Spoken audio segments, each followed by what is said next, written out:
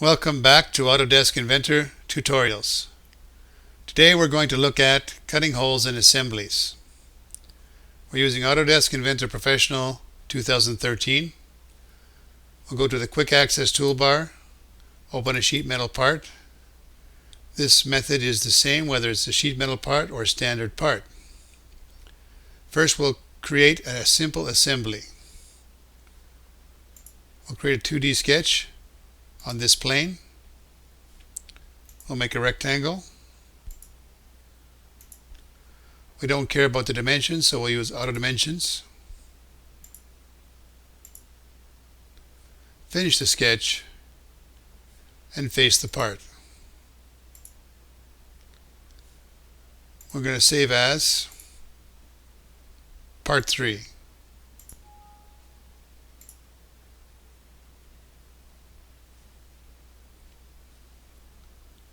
So now we're in part 3. We're going to save as part 4 as well. On part 4 we're going to cut some holes. And then later we'll make an assembly and transfer those holes to the other part. First we'll create a 2D sketch on this face. Put some circles.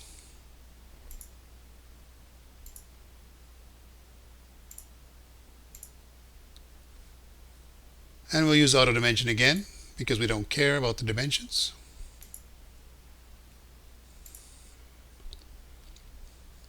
And finish sketch. Now we have some geometry that we can use to cut. If it was a standard part, we would use extrude to cut the holes. It's a sheet metal part, so we'll use cut. Thickness, that's fine. And now we have some holes in part 4. Let's open part 3. Part 3 has no holes.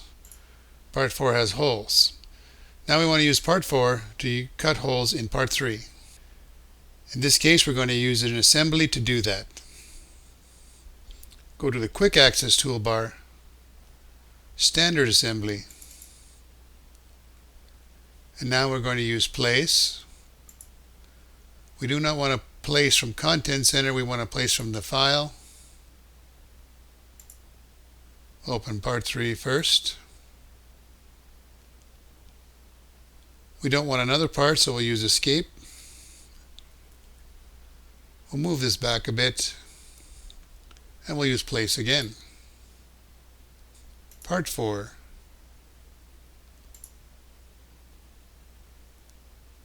We'll put one there.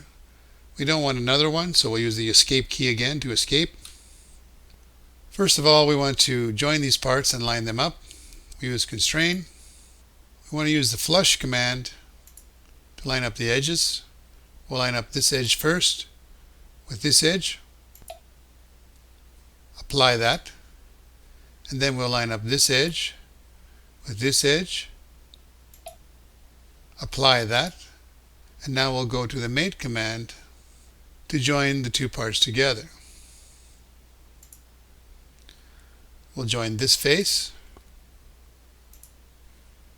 with this face and apply that.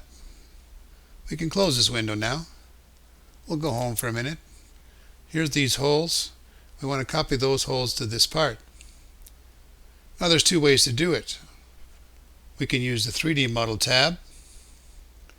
If we do that, the holes will only be in the assembly and will not be saved to the part 3.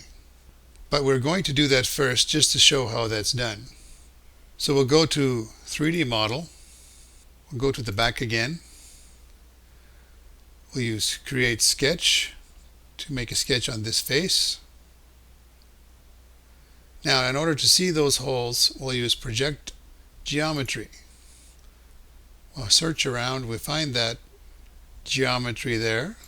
We'll click it. Find the other hole, click it. And finish sketch. Now we have some geometry that we can use to cut holes in part 3. We use the Extrude command to cut the holes, and the Cut command. Select this hole and this hole. 1 inch is fine. We'll select OK. Now part 3 has holes in it. Parts are lined up and the holes are through both parts. But using this method means that only the assembly with part 3 has holes in it. The actual part 3, does not have holes in it, even if we save this assembly. Let's save this assembly. Assembly 5, that's fine. Now we look at part 3, no holes.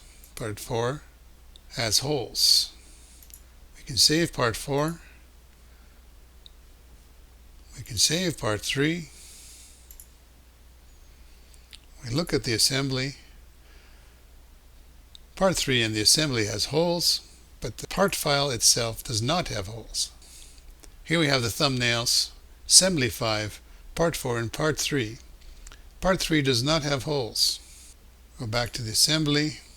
In order to have these holes saved in the part, we have to use a different method. So let's use Ctrl-Z to undo what we did in this assembly. And now we're back to the assembly, and part 3 does not have holes in the assembly. In order to make these holes in the part file, instead of using the 3D Model tab, we have to go to the browser and right-click on part 3 and use the Edit command. Now the Edit command is not available to us in this case because part 4 and part 3 are still open.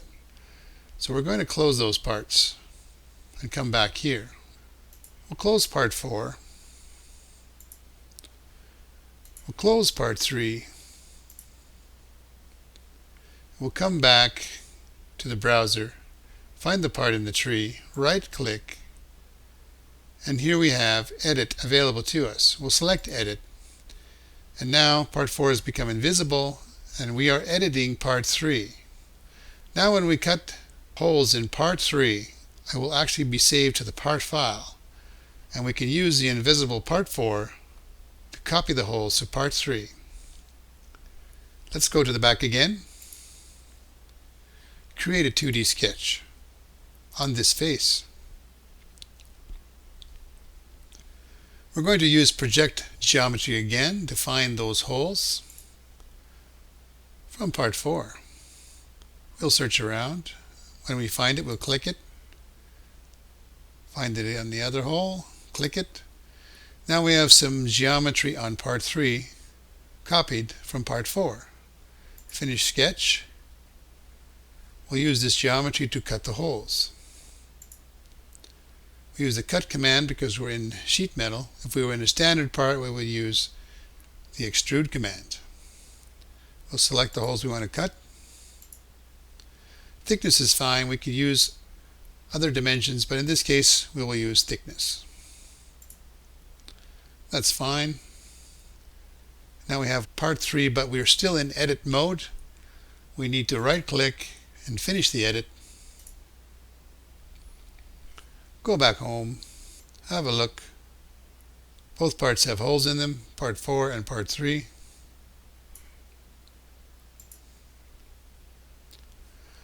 And now we need to save this again.